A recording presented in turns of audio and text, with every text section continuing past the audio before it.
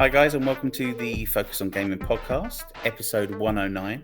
Can you believe it? We're well into the hundreds already. Today, we'll be interviewing Grant Sinclair. The Sinclair name is legendary in the UK, especially those that grew up in the 80s. The name is synonymous with innovation, pushing the boundaries, and the very birth of home computing and the British games industry. Sir Clive Sinclair, the inventor of the ZX Spectrum, wasn't just a computer. It sparked and ignited the careers of countless programmers and designers, creating a revolution from the bedrooms of many a coder. And was the best. We're Amstrad and Sinclair fans, so it's like there's a bit of a battle that goes on our podcast. So we are very, very pleased to be interviewing a wonderful guest today by the name of Grant Sinclair, who is an inventor, designer, and nephew of Sir Clive Sinclair. Following in the family footsteps, Grant has forged his own path, creating remarkable products that are both futuristic, functional, from eye-catching Iris eTrike and the reimagining of the personal transport, and the most recent Gamercard, which is on its way to market now, which is a credit card-sized handheld gaming device. Grant is continuing to challenge convention, and we're going to talk to him about growing up in a whirlwind of the Sinclair empire, his own journey as an inventor, and the inspiration behind his creations. Grant, welcome to the podcast. Nice to have you on. Hi there. Good to be here. Yeah. Welcome. How you doing? Yeah, not bad at all. We've got many questions for you. And that, guys, just so you know that Martin isn't here today. We have a running joke, Grant, that each week Martin's not here, Martin dies, and then he magically comes back. Magically comes back to life the next week. So but Duncan is here today. How you doing, Duncan? I'm all good. Excited because obviously the Spectrum was the king of the home computers. I'm being nice today. So shall we get on with some questions? Yeah. Duncan, do you want to go first? Oh, you want me to go first? Yeah, go on. Okay. Well, hang on. I've got so busy and getting everything else ready. But so we're going to go straight with the Gamercard, I think, because it is... I think it says on your website that it's the size of a retail gift card. But the design of it, I'll put it up on so people can see it on the YouTube channel. It literally has the little slot at the top, so people can pick one off the shelf, as it is. Is that actually what it's for? So people can literally go up and take one off the shelf, or was there another design reason for the little slot?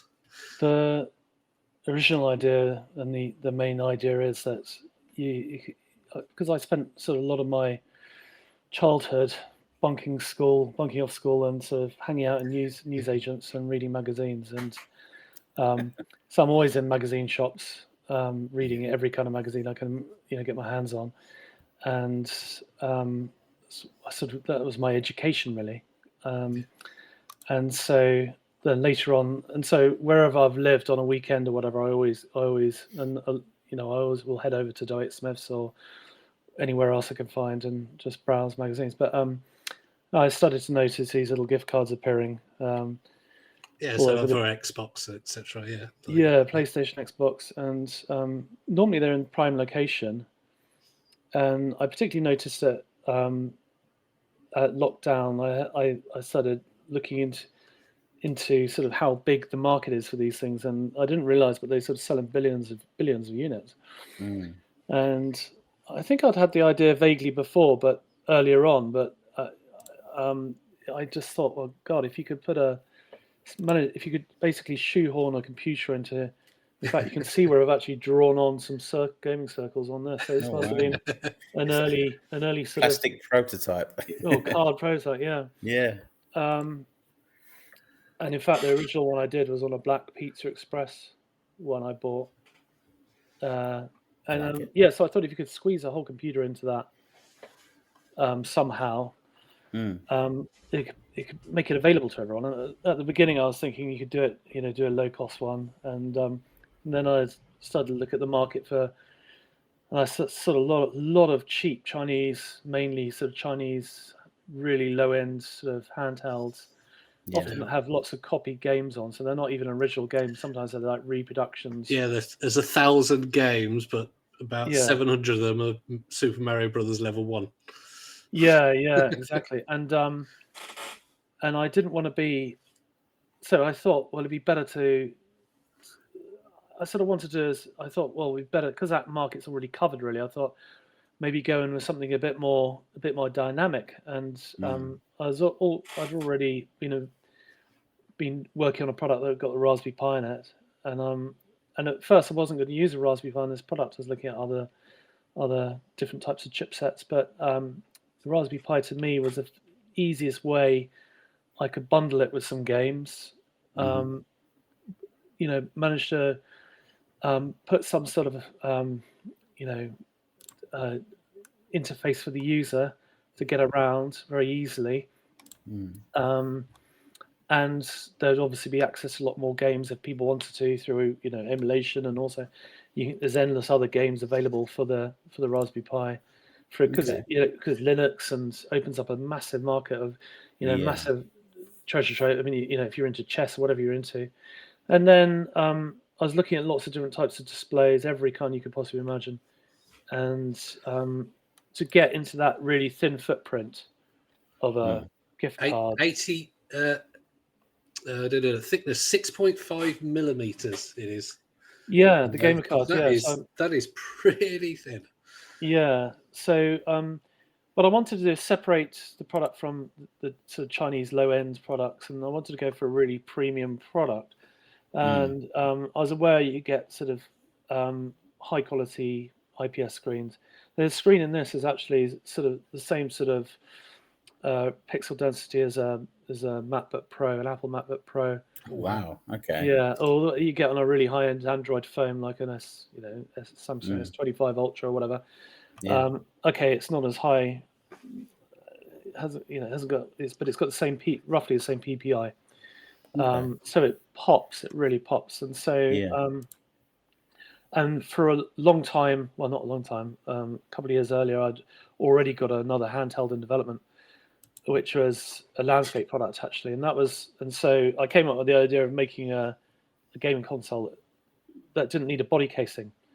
So and I was working on the development on this in lockdown, and so I'd come up with the idea of doing a stack of printed circuit boards. So you've got a stack of printed circuit boards with various cutouts inside for all the components, and you could just stack them together, and you could end up making that's how the idea started anyway.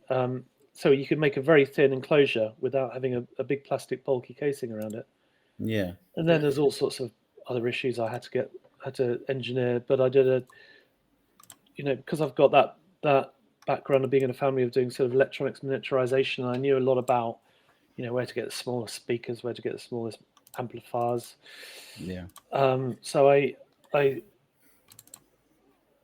knew quite a lot about design because I did work for Clive, so I was on the Spectrum stands. I wrote one of the very first Spectrum games that was used at the public event. I read that. It was a rubbish little game. It was just a little sort of, and it was my idea, so I got my mates to write it. Yeah.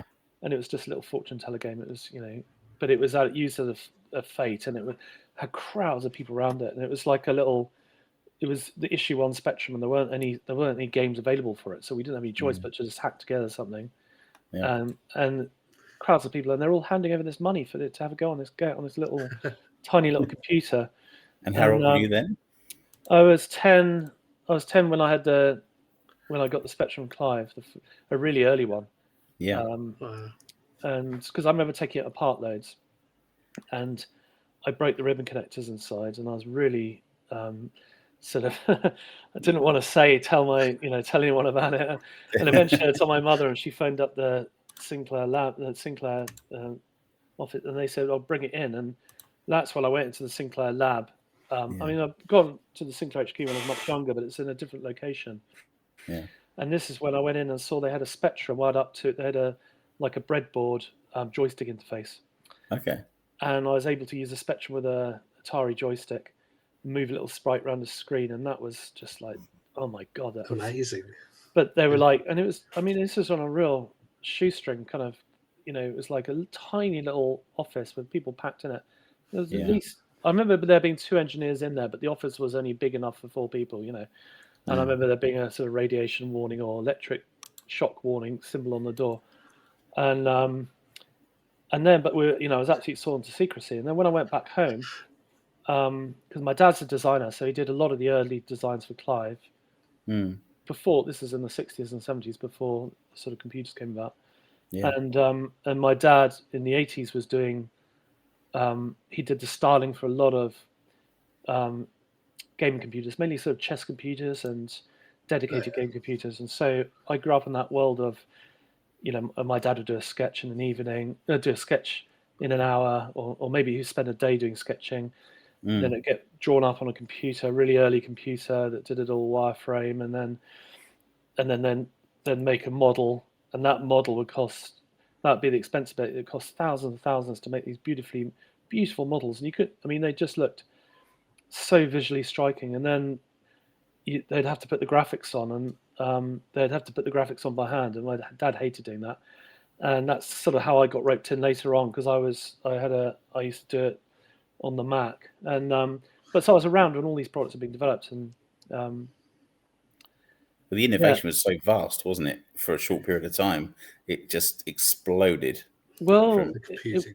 it was. I mean, it wasn't just computing, because it goes back further than that. I mean, you mentioned Amstrad, and so in the 60s, Clive did hi-fi and little kit radios, kit electronics. So if you wanted to build your own little amplifier, you buy a Sinclair kit for I don't know, 20 pence or whatever it was, and it would come in a box of bits, and you sold them together. One of Clive's first customers was Alan Sugar.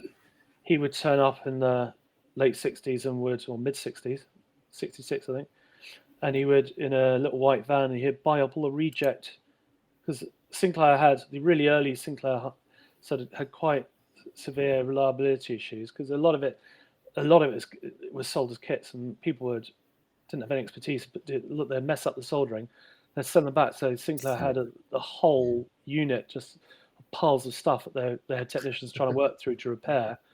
And and Alan Sugar would come and buy up all the ones on a Friday. He'd take them and he'd get them repaired. He'd repair them, and then he'd like match them to a record deck, a couple of speakers, and he'd sell them on a market stall. Yeah. And that was how he got going in hi-fi, because Chris Curry, who used to work for Clive, who later started Acorn, he broke away and did Acorn, and went on to be ARM and everything like that. He actually taught Chris Curry how to build taught Alan Sugar how to build a hi-fi. Wow. And then Alan Sugar exploded with hi-fi. So at one time, in the 70s, Sinclair and Amstrad going neck to neck. You walk down Tottenham Road in London, in the windows they'd have both in there. They would. And that rivalry. So eventually Alan. Sorry. Alan bought the name in the end, didn't he? Yeah. Well, what actually happened, and in fact, what you read in the press was never conveyed properly, because so Clive had something like 70% of the UK computer market, maybe even higher. And so he had 3 of the best-selling computers in the world in succession. Definitely shipped more computers than anyone else throughout the early 80s, mid 80s, and suddenly got to the Spectrum. Everybody who could afford a computer had got a computer, whether it was a Spectrum, whether it was a ZX81, or whether it was a Commodore, or whether it was Atari, or whatever. Yeah. And so it's phenomenal success. I mean, they just couldn't make enough of these things. But and all the retailers like Smiths, Dwight Smiths, Dixons, they all assumed that the next Christmas, the parents, after buying their kid a Spectrum, which was a lot of I mean, that was a really low cost machine, but it's still a lot of money for people in those days. They Yeah, assume they'd definitely. go back and buy, the next one or something else. In fact, it didn't, because the market becomes saturated. Everybody who could afford one had one, and so Yeah. they didn't. Their parents were like, "No, I'm not going to get you that," unless apart from sort of the wealthier kids, got stuff, or the wealthier people. Mm. And so suddenly there was this Acorn and Sinclair, who were two main rivals. They found that the retailers were. This is a story I heard: is the retailers were paying late, and they weren't able to pay their bills, and it was running into all sorts of issues. And Amstrad, who had been doing really well with his, got a screen, got a printer, and The all-in-one.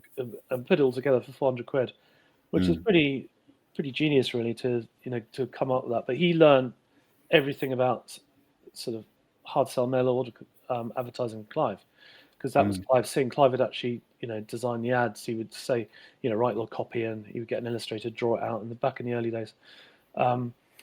But so Amstrad happened to be doing really well, because he suddenly broke into this, everybody suddenly wanted a word processor, and Yeah. so he had sitting on a cash mountain, and Clive, Timex approached him, Timex were building the computers at the time. Samsung were also building Spectrums, but Timex were the main one, and Timex offered to buy Clive out. Clive backed out of it last minute, and then and Alan Sugar. What happened was Alan Sugar heard Sinclair running into some issues, and he made a model. He got one of his. This is in the Amstrad book, so if our story is not 100% accurate, it's in the book. It's worth reading. Alan Sugar's book, but I've read basically it. he got a model. He got a model of what he thought the next Spectrum should be. So it was a Spectrum with a better keyboard on it, and Mm. I think a tape machine built in, and he pre-sold that to the distributors and the retailers, got an advance order, and then he knew it'd be worth trying to buy Sinclair. And what he actually did was paid. It was in the press that he paid 5 million for the name. In fact, what happened was he paid 5 million for the rights to the Spectrum, and 4 million for the name. That's what Clive told me. Well, it might have been the other way around, but Clive suddenly got 9 million quid, Mm. which is equivalent to sort of about 20 million quid now. Yeah. So Clive got a really good deal out of it, and actually Clive thought Alan Sugar would do a pretty good job with it, because he knew the market so well, Yeah. and so So yeah. was his he obviously invented lots of different things. Was computing sort of a major interest of his? And how about for you? Is gaming a big part of what you want to invent, or is it just the delight of the technology that excites you? Interesting. Yeah, well, with Clive, I know he was doing a lot of the computer development to fund what he wanted to do. His goal was to do the electric vehicle, Mm. and to get that in hands of everybody, an affordable car is basically what he's trying to do. And he had a very good crack at it. I mean, the C5, although everyone says it's a failure, and it was by Clive's terms, but it was I still the think best-selling electric vehicle it's of all become time. a national treasure almost now, hasn't it? Yeah, It's a joy to use. it's good. Yeah. Yeah. Yeah. My brother-in-law had one for a period of time, and it was great fun to use. And until you take it on very, very bumpy, unmade road, didn't work. Yeah, yeah, But obviously, you've done your own version of the C5, which yeah, looks phenomenal. yeah, Can you tell us more about that and where that yeah, came yeah. from? Sure, yeah, yeah. So the idea came about, I think, because I was involved in the development of the C5. So I had the prototype at my house. My dad did some of the very early styling of it, and then so I as a kid had to drive this thing around. I loved it. I mean, it was amazing, and it was like something had been built in someone's garage, and it was it was a very, very crude prototype, but it could go about 30 miles an hour. I remember being very fast, the original idea. It was. Yeah. And then one of his engineers said, why don't you limit it to 15 miles an hour? Because there's a new legislation that means if you limit it and you classify it as a bike, so you have pedals and stuff. Yeah. You don't need to have insurance or tax, and anyone over 14 can use it. So Clive suddenly thought that fits my market, because a lot of his markets with 14-year-olds and that sort of age group. Mm. But the thing about C5 is everyone, it was the best-selling electric vehicle until the Nissan Leaf took over in about fairly recently. I mean, about 10 years ago. Yeah, it was that recent. Yeah. And and it fell for it. But the way I got into it, so I knew about how it was pretty hairy driving the C5 on a busy road. We got lorries and stuff. And I used to tear about in them when I was a kid, well, before I was 14 as well, and driving through colleges and stuff, all sorts of mad stuff. So I knew about the issues with it, and I was aware that somebody gave me a little remote control helicopter at a party, a sort of, is it a Chinook with two propellers? Oh yeah, yeah. And I was flying it as high up in the air as I could, and it was like, and then it would suddenly lose range, and it would start falling down, and I'd try and regain it. And we were having this barbecue outside, and everybody thought it was absolutely hilarious for some reason. But after a while, the higher I got it, the better I got at doing it. It would just come crashing down, and you couldn't recover it. And it eventually broke. But after about, we were doing it was a lot of fun, and it was made out of foam, but painted foam. And I thought, God, that's pretty high quality, that body. Mm. And it's ultra lightweight, and inside it got a beautiful little battery and a little tiny motor.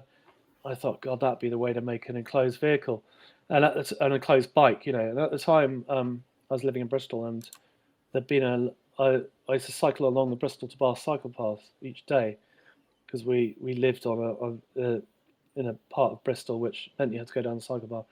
And coming back late at night, or even in the day, sometimes late at night especially, really intimidating sometimes, because you're like trapped. There's nowhere to go, So, Yeah. and then there was loads of attacks with people with baseball bats started baseball batting people on bikes, and so people stopped using the cycle path for a while, and they were just terrified. And it happened to a few people we knew got beaten up by these baseball batters, until the police finally managed to stop it. But and I thought, well, I thought safety angle, if you could have something which is high up, so it's high on up off the road, so you don't feel intimidated, much faster, because I knew about the fastest bikes in the world, because my sister had her boyfriend was a designer and had the fastest bike in Europe. Okay. And so I thought if you could do a streamlined one high up off the ground, all latest technology, you might have a chance of it being a success. I did a prototype, designed it, spent a few years doing it, got it on BBC TV, about 10 million people saw it. And even though the motor and the battery and everything just arrived the night before filming, and it exploded from there. And that product, we've got a factory in Europe getting ready to make them. So yeah, it's exciting. Wow. But the Gamercard thing has been very well received, and I'm still not exactly sure why. I mean, I think obviously it's my design, so I love the design, but I haven't had time to ask people, got any feedback about what why they like it so much.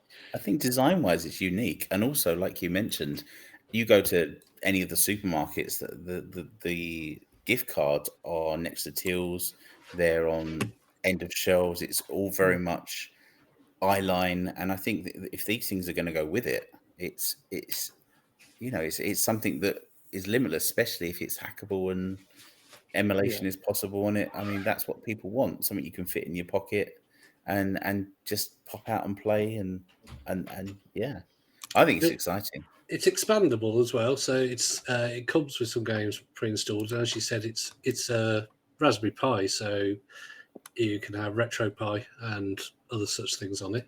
And if you have the ROMs, you can play pretty much what kind of platform would it play up to? Do you think? Is it sort of a 16-bit? Generation 5, which is, I think that's PS1. Oh, Yeah. play PS1. Excellent. Yeah, but I mean, that's a good gauge of how powerful the chip is. I mean, what we put in ours is in Gamercard, it's got a heatsink in it, and it's got a clever heat sinking tech in it. So Mm. you can overclock it if you want, although you get other issues if you do that with potentially reliability and stuff. But you can. I mean, that's the thing about the game card. I didn't want it to be something which is just a mindless thing. I didn't want to copy the thing where it comes with a certain amount of games, and that's the games you get with it. I never liked.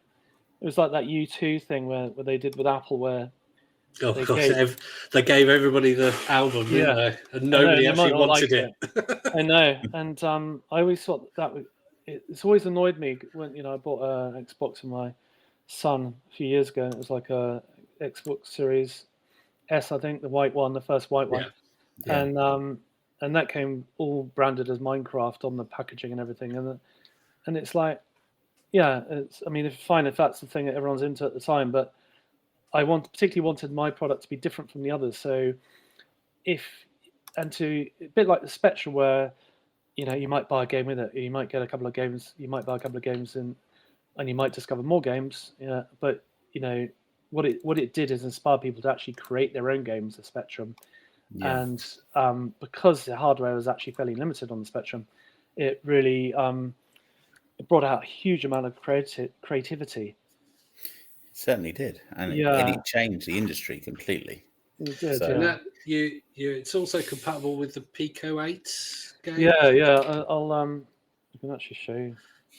Oh, the Pico 8, I've really looked into it myself much, but it's basically a way that people can quite easily create quite simple games, isn't it? I think. Yeah, and the square screen format is because you can't really see because my camera's not that great. Oh yes, yeah, I can see it. Oh wow, that's a lot of games. Yeah, thousands, literally thousands. And what's good about this is people can create games and say a school lesson. You know, you can actually build a game really quickly for it, and so and there's also other ways to create games on for Raspberry Pi. You can use Python, all sorts of things, different programming language, whatever you're into, and so I wanted to make it much more of an open machine.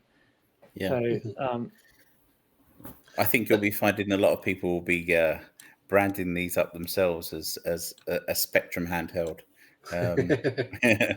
But it's interesting, actually. You mentioned about some of the kits that your uncle sold back in the day, and one of my favourites, as I am a complete retro geek when it comes to all things technology, as Duncan will know, was the Black Watch kit. oh yeah, oh, And now, for Oh, me, that sounds ominous. yeah, I mean, I would love you to do a modern day version of that. But what are do you have any memories of that? Have you oh yeah, got any thoughts on that product? yeah. Well, I remember going. So I was about 6, I think. Mm. That's when I tried it. So I went to the Sinclair Radionics HQ, and I was left there. So my mum left me there, and I remember With the Clive. radiation. Well, this is in different premises, but Clive was. I remember seeing Clive and him being really stressed out. It was right at the end of the sort of before the whole Sinclair Radionics thing folded, and the reason why it folded primarily, in part, was the sort of calculators come to the end of their thing, and the Black Watch was what Clive would gamble everything on the next product. That's what made him get excited about stuff. That's what he was into.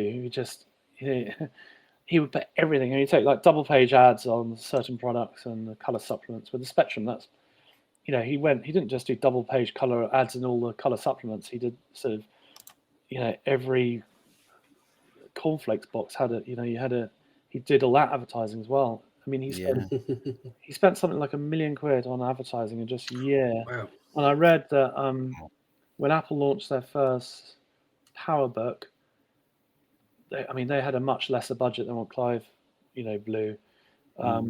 And with the Black Watch, it was the same. I mean, that was going to be the next thing.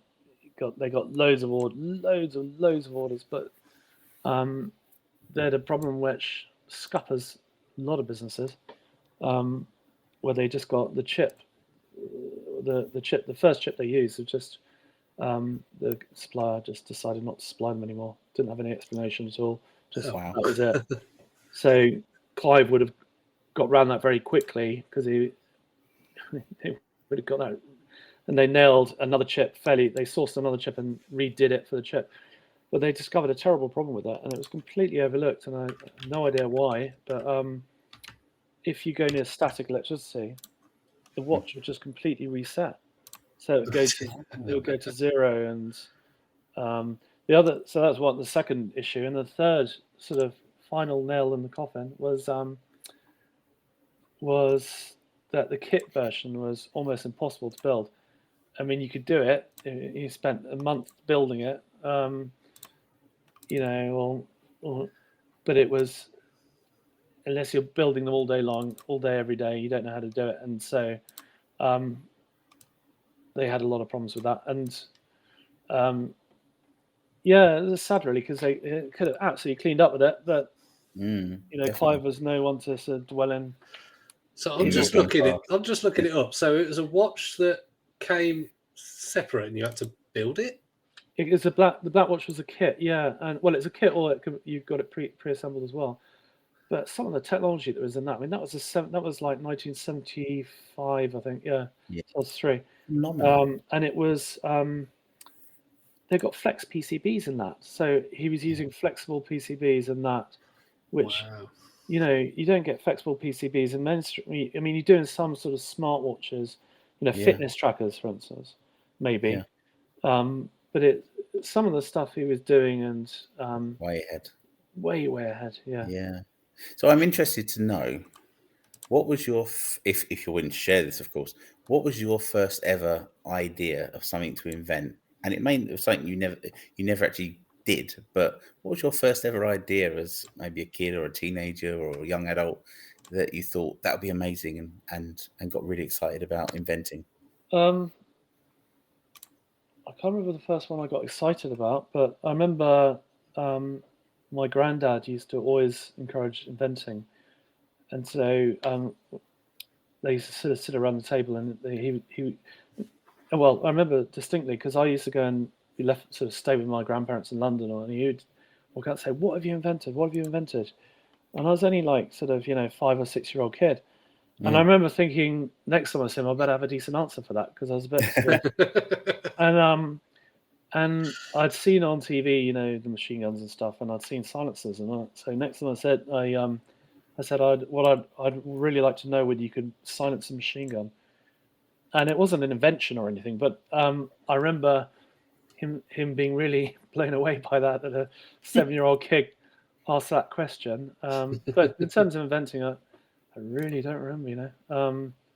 All sorts of ideas. Oh, I do know actually. Yeah, I remember coming up with an idea for having a car sun visor, an aftermarket one you buy in Halfords or whatever, but it's got gadgets inside it. So. Whatever the gadgets are, makeup or flashlight, torch, gizmos, whatever. And so, what about if there was no limit to money and you had all the engineers and whatnot? What is there something that you dream of inventing? Well, I don't think the money is a limiting factor because part of what drives doing a lot of this stuff is to try. I mean, a lot of the development of this, part of the reason why it ended up like this is because it was done on an absolute shoestring. And like CAD engineers that I normally work with were in lockdown, and so you couldn't phone him up and go, "Do you mind if I'll send you over this sketch? Do you mind if you draw it up? And by the way, I need it in a couple of days." No, but they loved you. So it really was back to the drawing board with lockdown, because it was back to sketching on paper and getting model, balsa wood and mocking it up like that. And that was how this design came about. It was a design I didn't need to put into 3D. I mean, I did actually put it into 3D later, but I did all the concept. I just sketched it and then drew it all up myself on the computer. It was that easy, and laid out where everything was. But I mean, partly got a lot of experience of doing electronics, but so the money, having endless amounts of money, wouldn't necessarily help the Or time. or time. Yeah, it definitely helped time. But the trouble is, if you've got endless amounts of money, you can end up inventing a lot of stuff which is a bit wasteful, because you think with inventing, you often find a better way of doing it quite quickly.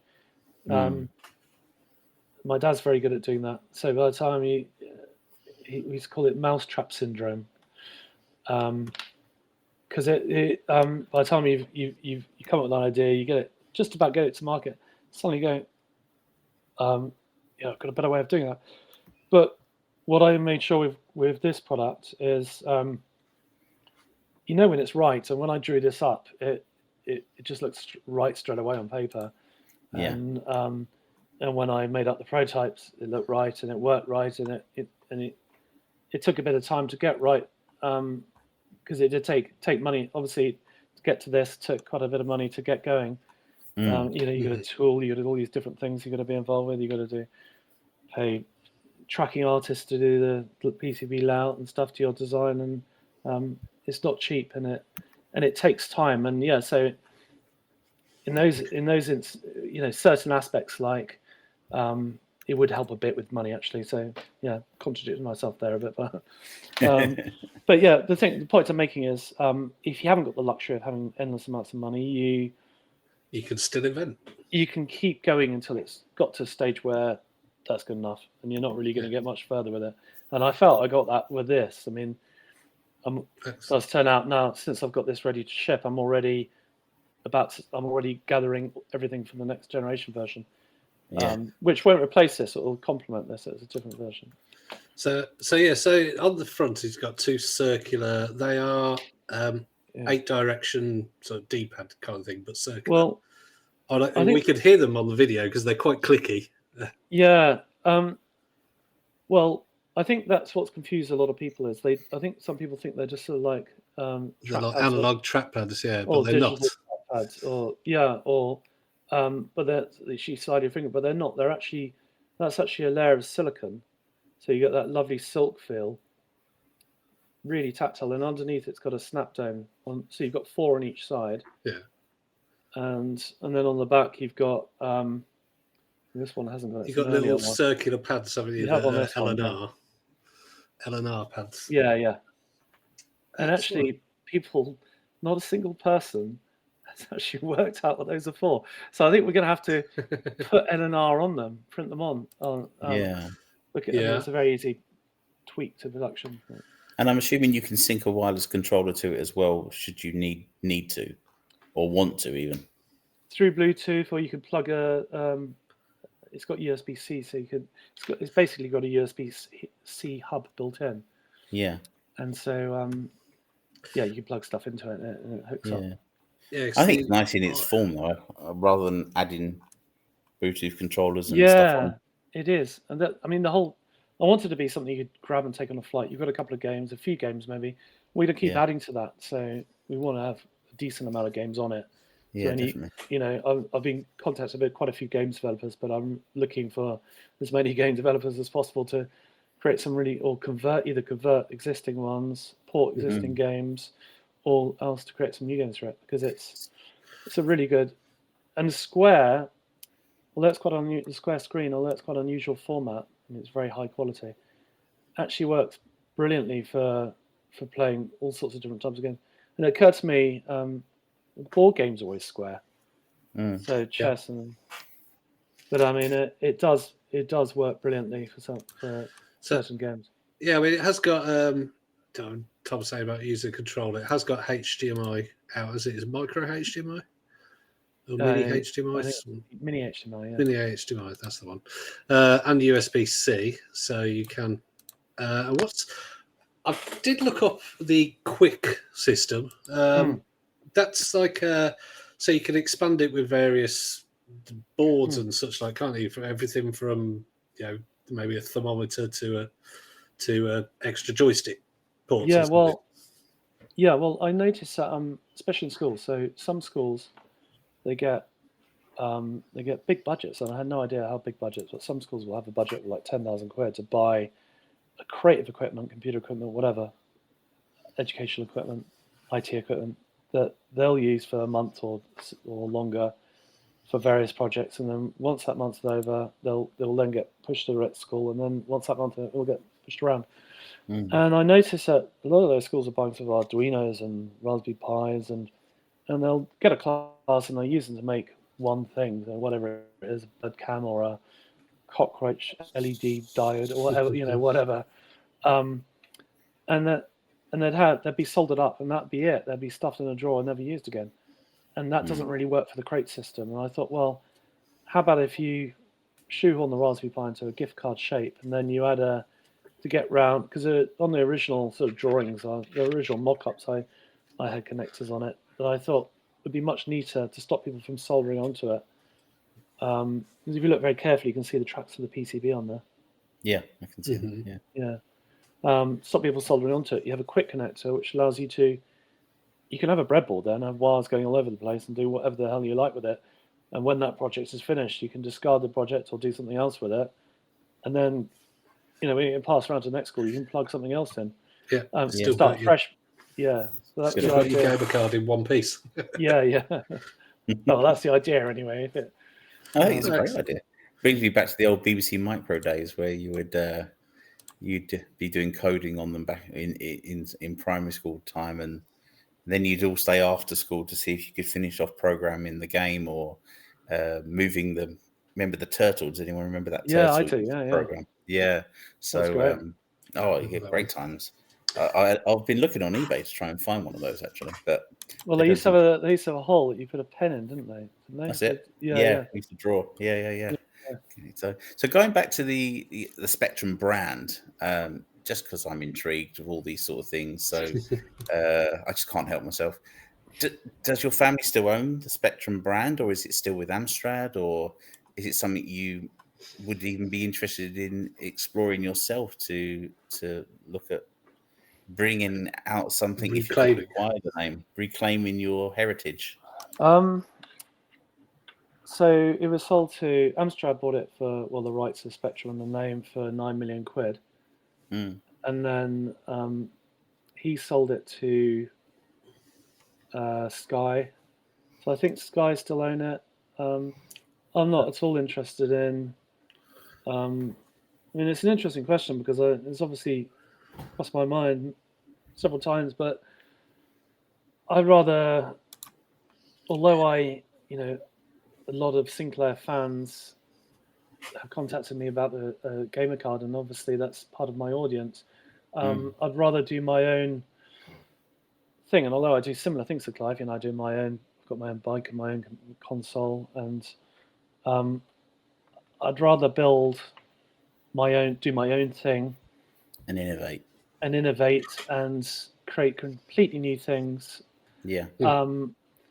Rather than try and hook onto, okay, I'm going to do another Spectrum just for the sake of tapping into the Spectrum fan base, because a certain amount, and also the Spectrum was a big part of my childhood, and I kind of see that as a part of, big part of my childhood and my, it's part of me really, because I knew when I did that thing at the Fate and I did that game and saw all this money changing hands and people buzzing about just a little game we created in 20 minutes in the rain, that was a powerful thing. I'll tell you a story actually. So when I was telling you about the joystick thing, when I was in the Sinclair Labs, I was sworn to secrecy. And when I went home, we were sitting around the dining room table, and my dad says, "Oh, I've got this new product I'm working on. You can't tell anyone about it whatsoever.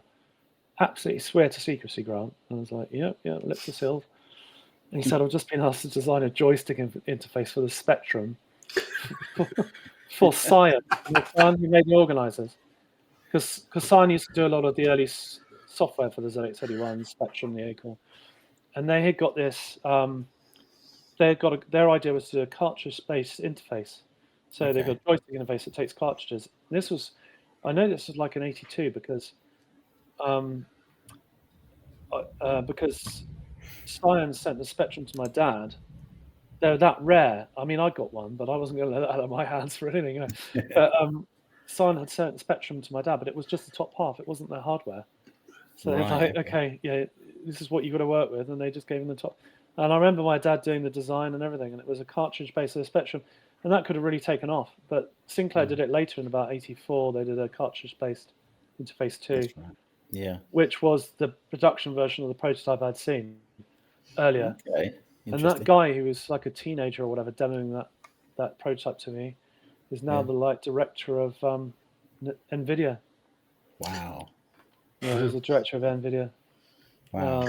It's amazing where people have come from in the industry and just how many people are linked to your family name. I mean, as for instance, you mentioned, I know it's not directly linked to Sinclair, but where Alan Sugar was working the markets and things, one of my family members would have stalls next to him. Really? Back in the, yeah. Wow. And the stories he tells about that era and how going from the markets into the shops and then seeing how cassette games become part of his store and the machines that were coming in, and he would be sent prototypes for demoing things prior to them being released. And you think, why was I 3 years old at that time? So Yeah. a phenomenal time. But so what's the future like for you? I mean, obviously you've got the knack, you've got the ideas. The handheld device is something we're really excited about reviewing, and can't wait to show it off to our listeners. But beyond that, beyond the next stage of the device, I know you're already looking at that, but what else excites you? What technology is coming through that you think, wow, that's something I want to get my hands on and maybe do something with?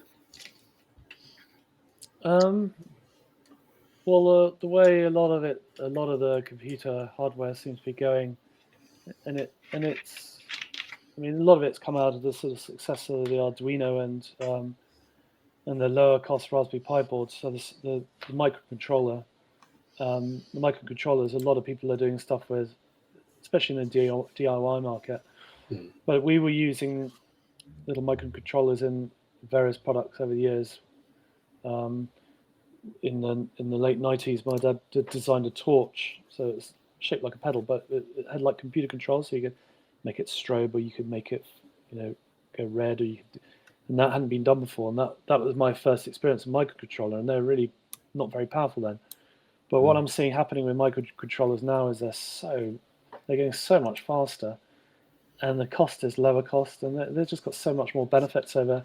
And I think there's a lot of hardware is really over-engineered personally. And I think I learned that from Clive really, because he if you look at the ZX81 internals, just 4 chips, and he did that. He was the first person in the world to do a computer under 49 quid or 49 quid, and it had 4 chips, and that had never been done. And then when he did the first flat screen TV, he managed to get all the main circuitry, everything on one custom chip. And whereas Sony had a rival flat screen TV, and theirs had all sorts of components all over the place, and was much higher cost as a result. And so I learned so much from Clive about just keeping it back to basics and stripped down. And so I like looking. I take that sort of design. Not always. I mean, I've been working on some products with a much more powerful Snapdragon processor in, but they're much more resource heavy, and the future seems to be going microcontroller as far as I can see. I think recently you've had one of the former bosses of Sony said that in terms of gaming, everybody seems to be trying to get an extra frame per second out and an extra bit of lighting, whereas the successful things are the retro handhelds are the. I mean, I know it still is a very high-powered thing for its size, but things like the Steam Deck, where people aren't bothered about the highest power, they're wanting things to work well, they're wanting things to work easily, but then those that want to tinker, whether it's somebody who knows programming or whether it's somebody who knows how to follow a YouTube video like me, that's what's been successful at the moment. The Steam Deck has been a runaway success because it's both a console, it's a handheld, so people can use it wherever they want. They can go to the toilet and play Hades or whatever, or they can use it as a full computer and do programming on it and use it as part of a bigger process. Do you guys use that Steam Deck? Yeah. Yeah. We both got Steam Decks. Yeah. Absolutely love mine. I've physically done some basic modding with mine. I've just upgraded the hard drive and the back plate. I wasn't daring enough to mod the back, the front, because you have to remove the screen and everything. And I was like, no, I'm not doing that. But no, I'm very much the tinkerer out of the group. But I don't know any programming. The last programming I did was on the 48K. Right. Since then, I haven't done it. But I had a Spectrum because my mum and dad were very anti-gaming. And obviously that was a computer, so that wasn't for gaming. So I proceeded to own it for about 12 years and gamed on it. Eventually, it was a family computer, and then eventually it was given to me in my bedroom. And I think when I eventually got rid of it, I had 2 bin bags full of tapes. Right. Brilliant. But yeah, it's I had an Amstrad, so yeah. But nobody's perfect, Tom. I know, but as a retro collector, as an adult, I owned everything. So once you start collecting, it's endless. But my aim was to get a complete Spectrum and Amstrad collection, which is near on impossible. Have you got the emailer? I the do. Amstrad emailer. You got one? I do. Oh, I used to sell them. Oh, really? Yep. Wow. And until I sold one to my sister, who proceeded to tell me she kept on getting pornography adverts on the screen. That's great. I was like, I'm so sorry. Yeah. Was it your old one? Was it, Tom? Yeah. No, definitely not. I was only young, so I was watching Dixon's at the time. So, yeah. Oh, good memories. Bless. That was. God, I forgot about that one. So, yeah. It's interesting. When you talk about people who used to work at Sinclair, one of the guys who did a lot of stuff with the sort of Spectrum accessories was a guy called Martin. I think it's called Martin Brennan. Who's got hi-fi now, but he sells a little hi-fi unit that's been very successful. But I know he went from Sinclair. Sinclair were developing a sort of super Spectrum, which is a super powerful Spectrum, but it just got axed. And I think it was his product, and the Super Spectrum was sort of part of what became, from what I understand, one of the Atari gaming consoles. When Sinclair shut down, he went and worked. I think they tried to do the Super Spectrum on their own or something, else broke away, and then he went to Atari, and I think a lot of what was in that ended up being in the Atari. I don't know that for a fact. I just sort of read bits. The Atari Panther and Jaguar. Yeah. Because the Panther was going to be the sequel to the Jaguar, right? But it ended up not happening due to various issues going on in the brand at the time. But it was interesting actually because I actually owned one of the Atari Jaguar VR headsets, one of the only working units, and it was phenomenal. The tech inside the Jaguar and that, and obviously they promoted it as a 64-bit machine. Did you take it apart? I did take it apart because my dad bought me a second-hand one from Game Station back in the day, and it basically had smoke coming out the back of it. I dismantled that one, but I also dismantled the VR headset and had a look inside very, very carefully. Lots of ribbons to destroy, and phenomenal kit. And I mean, it was a 32-bit machine, not a 64-bit machine. They were very clever with their marketing, but the thought behind it was, again, it was basic but clever choice of the chips and the structure behind it. And it's interesting to think that came really from the ideas for a super Spectrum.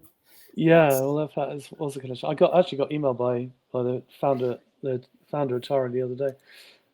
We'd had some. He talking about the Gamercard. Said it was a great invention. I was pretty pleased because originally I'd taken an early prototype. It wasn't gift card shape, but it was a different format. I took that to see. I planned to take it to see Sir Clive, and me and my dad had arranged to go down to see Clive, and that was and my dad phoned up and said, "Oh, Clive's just died," and Correct. so that was pretty tough. But to get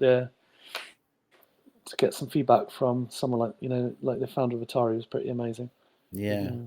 Well, it's interesting how a big loss, obviously, losing Clive, and for everyone who's looks back at those times with, a soft heart, for things like that. But it now is quite interesting because things like the micro or the mini computing machines, like the mini Super Nintendos, the mini Ataris, things like that. So these things are evolving back again, and I think people are getting sick of the inflated games that are out now with the multi-million-pound budgets and £70 for a game and things like that. I think people are evolving back to the micro games, the things that you can pick up for a few pounds and play for hours. And I know that one of the things that's just recently been done is the Amstrad name has been sold or has been given to Alan Sugar's grandson. Oh, really? Or son, I think it is, one or the other. And he has just done a virtual museum about the Amstrad brand, and they're exploring other ways in which they can bring the Amstrad brand back to market. So it's interesting how those things, such as Commodore being bought recently, and they're looking at bringing things out. It's all going full circle, and that's nice. I like that. If you look at it nowadays, people sometimes go, "Oh, there's nothing that excites me." It's like, well, you've got probably 50 years nearly of video games. There's a lot to look back on, and people are only just realizing that, because when we were, us guys aren't that far apart in age. When we were sort of when we were in our 20s, the things that from 10 years ago were still, we knew them.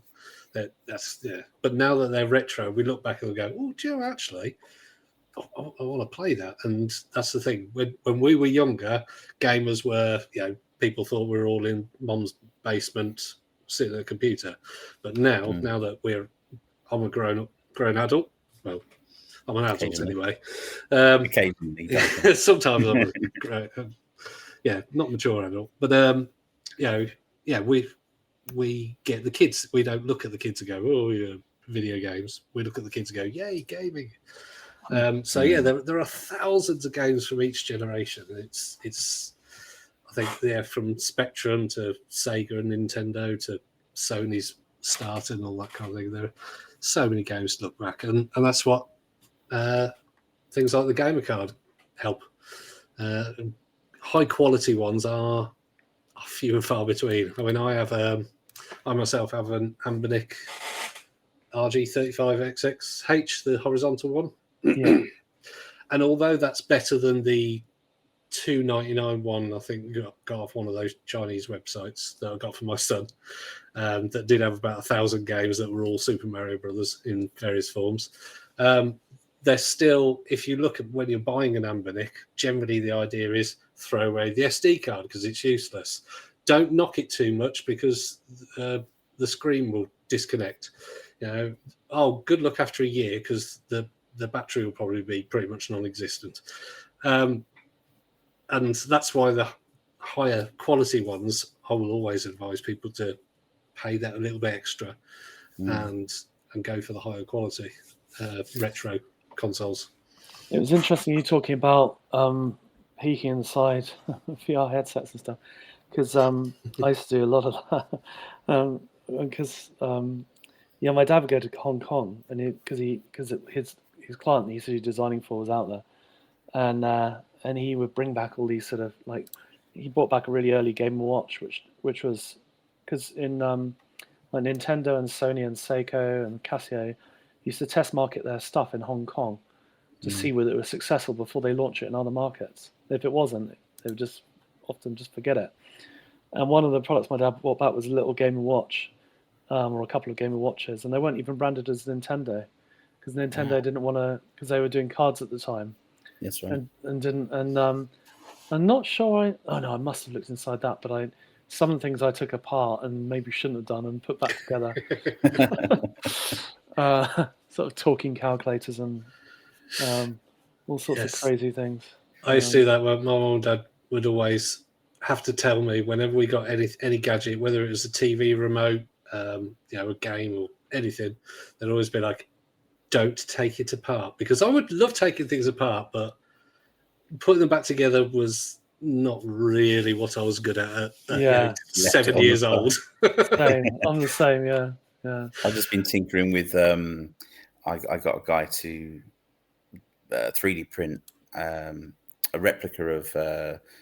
I suppose it would be the Sinclair or the Amstrad with the tape deck, but in mini form. And there's a retro virtual arcade emulator that has a moving tape deck. So we got a mini screen and fitted it where the tape deck would be. Oh, right. Cool. So it looks like a virtual tape deck's loading while you're loading the ROMs. And again, it's got a RetroPie in it and stuff. And it was interesting because we were like, oh, I wonder what we could do with this, just playing around and have one in the lounge because it looked cool.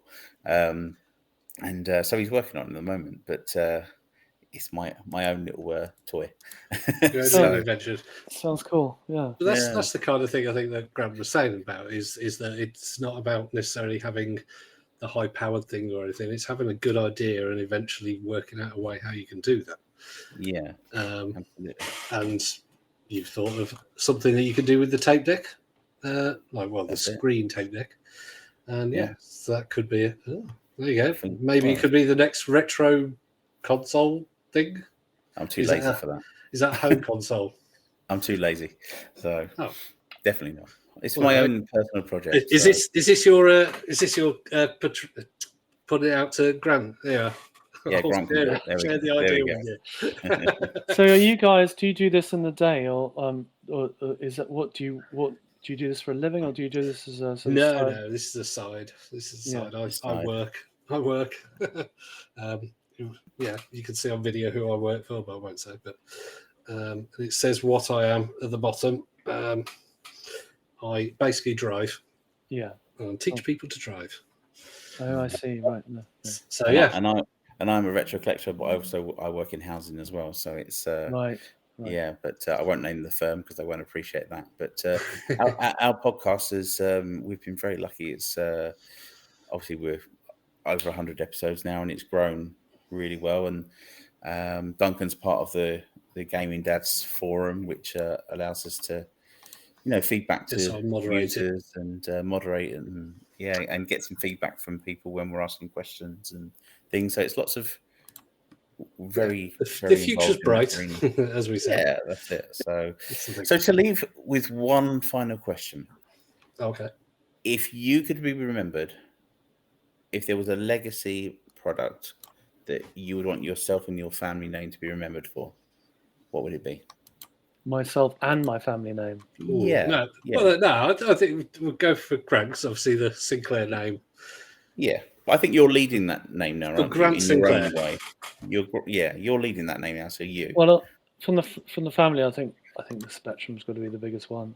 Because it had the most impact, probably. Mm. Calculators are close, but I think that for me, the Iris, the eTrike, which when I showed it on TV, that just exploded. People got so excited when they saw that, and never seen anything like that. Wasn't prepared for it at all, and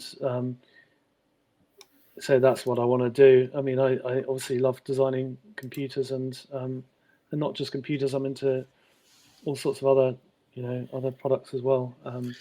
But I'd like to be remembered, I think, from the work I've done so far, probably for the Iris, because I think nobody had seen anything like it when it came out, because it was quite sort of, when I first showed off the concept, it was quite, people would, they actually use the word futuristic, and pretty much anyone who, and so it got people really excited, and I knew,